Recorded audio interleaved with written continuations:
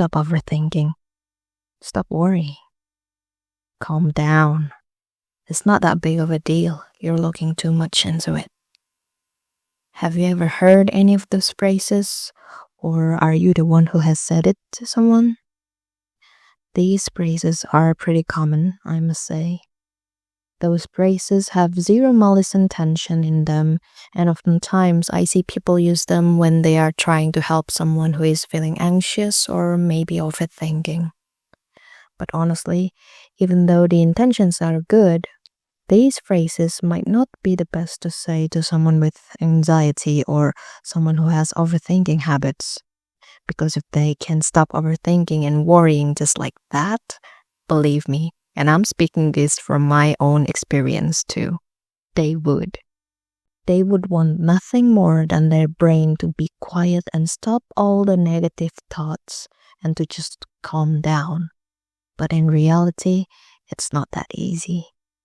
I saw a quote somewhere that said, when someone is drowning, that is not the time to teach them how to swim. And I think that is the perfect analogy for this matter. When you see someone drowning, you wouldn't suddenly teach them how to swim. First and foremost, you would do something to help them get out of the water. Anxiety or overthinking habits are just the same. When you see someone going into a downward spiral with their thought, you wouldn't be able to stop them just by telling them to stop. Their anxious feeling or overthinking habits won't get better by not giving them any reassurance. Now, if you're the one with anxiety or overthinking habits, I know you can relate to that.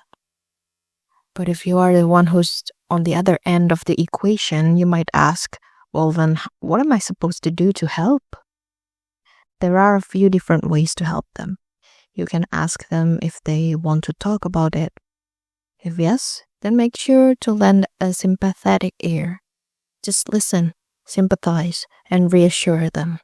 Don't give any solution unless they specifically ask for your opinion.